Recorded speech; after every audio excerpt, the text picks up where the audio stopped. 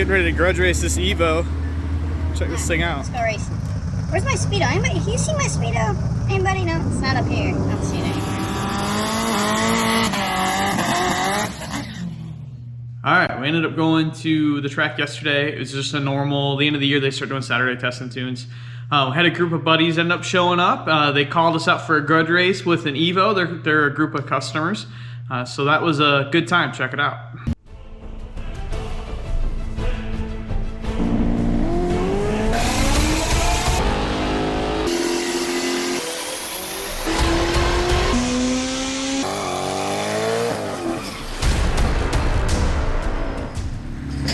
Alright, getting ready to grudge race this Evo. Check this thing out. Dylan, how bad am I going to beat you? I don't know. Oh boy. Just doing a plug change quick, and we're going to both go right off the trailer. Should be a pretty good race. I'm going to leave my 920 tune-up in it, and that's what they're hoping for out of this thing. So he's going to out-mile-an-hour me by a bunch. So hopefully my stuff hooks, otherwise I won't have a prayer. If I spin the tire, he's gonna come around me.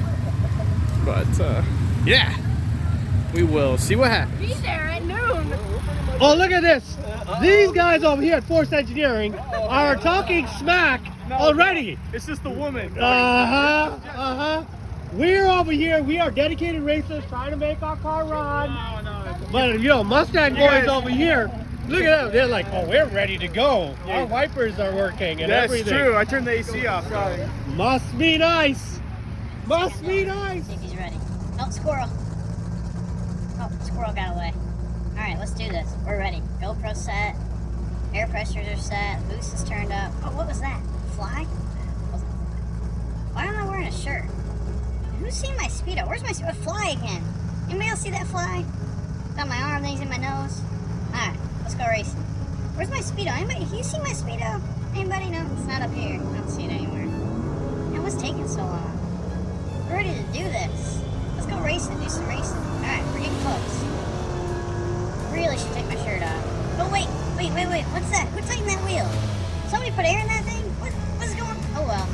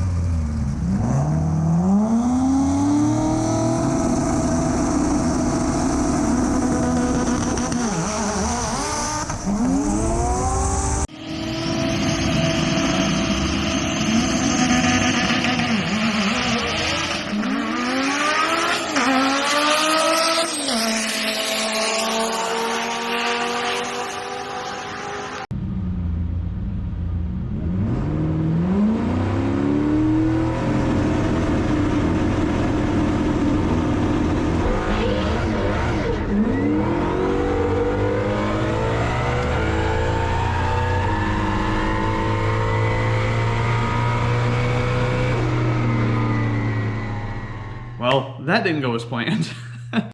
But props to those guys. Yeah, they definitely did a good job. That was their personal best run in that car. It was a 929 at 155. It is a precision 6466. Chargers pretty much maxed out at that point. Actually, they tried turning it up later in the day, and the car slowed down a bit. So definitely out of turbocharger there. Dylan actually treated me a bit on top of me blowing the tires off and then making me look bad. So props to them. Great group of guys to hang out with. And that was a good time. So after that, we let the car cool off, hung out for a bit. I went and walked the track a couple times, and there wasn't anything in the right lane for glue.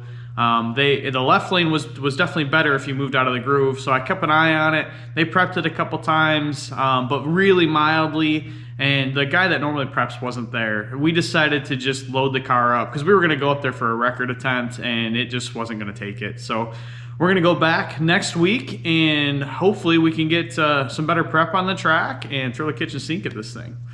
So yeah, that's it for this one. All right, so I figured I'd run you guys through this pass and talk about what I would change in this setup to make it hook on this track surface. Obviously, could pull some power out of it. I was leaving on 15 pounds here. Could have tried a few things. Could have left on 10, could have left on 15 pounds and pulled, say, 10 degrees of timing out of it for the first 0.8 of a second, something like that. If you watch the video here when I slow it down and you kind of pay attention to what's going on, you see the car actually hooks on the initial leave. And if you watch the front of the car, as soon as it hits, just before it hits the top of the strut, it starts to spin the tire. So that tells me two things. I could loosen the front strut up to help it transfer a little quicker. And that would have probably kept the tire good. The problem is it would have just got to the top of the strut faster. And as soon as it topped the strut out, it then would have spun the tire. You see a lot of the small tire, no prep guys building cars with a ton of front end suspension extension, like a bunch of vertical travel in the front end before it runs into the top of the shock. That is exactly why, because when it tops the shock out, it tends to upset the car and knock the tire at the same time. So a couple little things we could have tweaked. Again, if you watch this a couple times, you'll see as soon as it, I don't know if it quite tops the shock out, but if it doesn't, it's super close. And as soon as it gets up there, it starts to haze the tire. Yeah, that's pretty much all she wrote for that one. So if you watch the last video I did, I talked about suspension changes I would make to make the car faster on a well-prepped surface. This obviously was not a well-prepped surface. A couple things I would have changed there. I would have left the rear separation alone at that power level, the rear shock settings alone at that power level, and I would have just softened up the front strut. And if I was able to, I would have let some more travel in the front of the car. I don't have limiters on this, so I wouldn't have been able to do that.